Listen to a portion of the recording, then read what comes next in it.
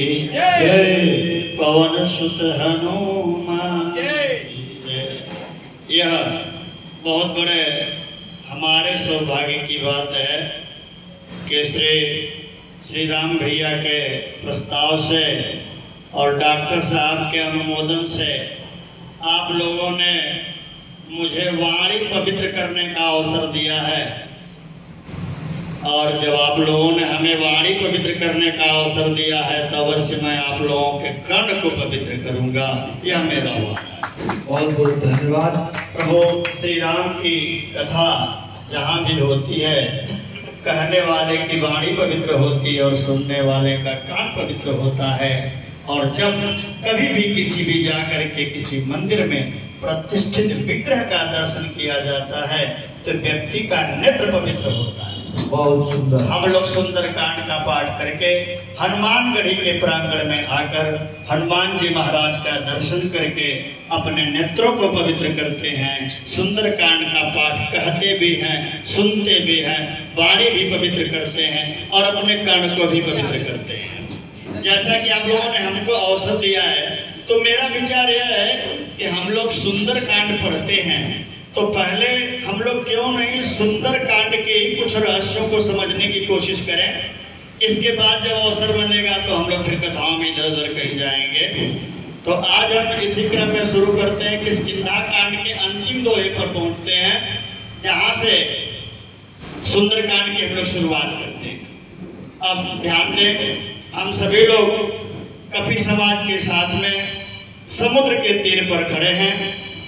सभी बंदरों की टीम जो कि दक्षिण दिशा में गई हुई है, जिसके नायक श्री अंगद जी हैं और श्री जामुन जी महामंत्री जैसे वयोवृद्ध और अनुभवी हैं, नल नील इत्यादि के साथ श्री हनुमान जी हैं।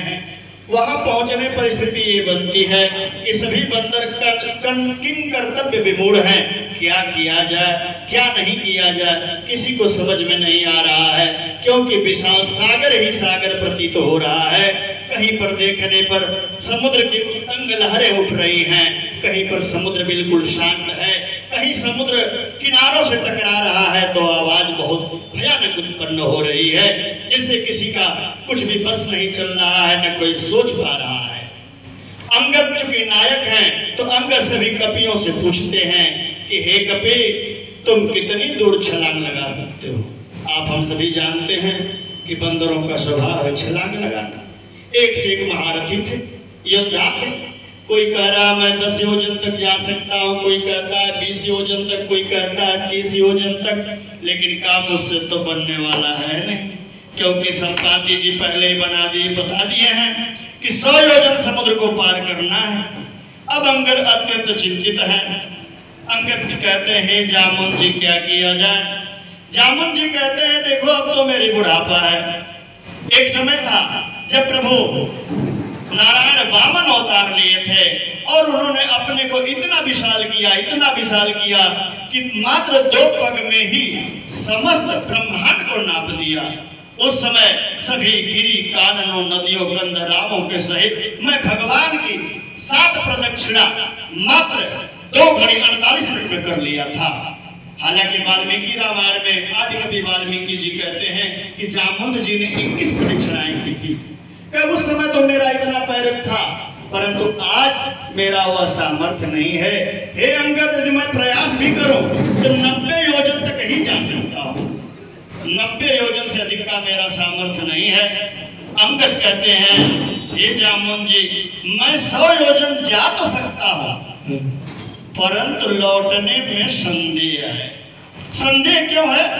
कुछ किंवदंतियों में लोग कहते हैं कि अक्षय कुमार और अंगद के एक ही गुरु थे, परंतु इसका शास्त्रीय प्रमाण जल्दी मिलता नहीं है। मैं जो भी थोड़ा बहुत आप लोगों के बीच में रह करके सीखता हूँ उसका स्रोत श्री रामचरितमानस, वाल्मीकि रामायण, श्रीमद् भागवत महापुराण और गीता, इनके अंदर कोई ग्रंथों का मुझे अध्ययन नहीं है। तो इनमें स्रोत नहीं मिलता है कि नहीं अंगद और जामुन जी के अंगद और अक्षय जी के एक ही गुरु हो, क्योंकि अंगद जी के पिता बाली जी के गुरु थे गौतम ऋषि। उनका अध्ययन हुआ था गौतम और अहिल्या के द्वारा, और जो अच्छा है इसको रावण ने इसलिए इस पर कुछ मैं बहुत क्लियर नहीं हूँ।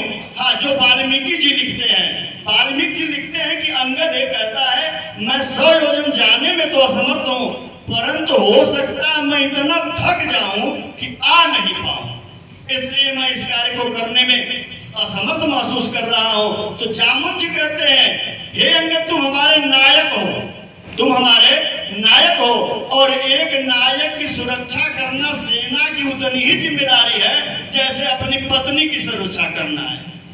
अर्थात तुम्हें अगर तुम्हारे हजारों योजन पार करने की क्षमता होती तो भी तुमको हम लोग नहीं जाने देते। चिंता मत करो, इसके लिए मैं कुछ कर रहा हूं। हमारे बीच बैठा हुआ एक ऐसा श्री राम भक्त है जिसके अंदर वह क्षमता है, परंतु वह भूल गया है। हनुमान जी एक किनारे बैठे हुए थे। इन वार्ताओं से हनुमान जी का कोई ध्यान नहीं था। क्यों नहीं था? हनुमान जी तो मग्न थे। कहा श्री राम जय राम जय जय राम, श्री राम जय राम जय जय राम। हनुमान जी श्री राम जी का मनन कर रहे थे। वहां पर पहुंचे हैं जामुन जी, और जामुन जी कहते हैं हनुमान तुम जानते हो कौन हो? कहे प्रभु मैं केसरी नंदन हूँ, आंजनेय हूँ, ये तो मैं जानता ही हूँ। तो कह क्या रहे हैं हमारे गोस्वामी जी लिखते हैं एक लाइन में, पवन तनय बल पवन समाना, बुद्धि विवेक ज्ञान निधाना। अगर हमें किसी को कोई उद्देश्य देना हो, कोई कार्य कराना है, यह नीति कहती है पहले उसके सामर्थ्य की पहचान कराओ। जब वो सामर्थ्य जान जाए तब उसको उसका उद्देश्य बताओ, और इसके बाद उसे ये भी समझा दो कि तुम्हारा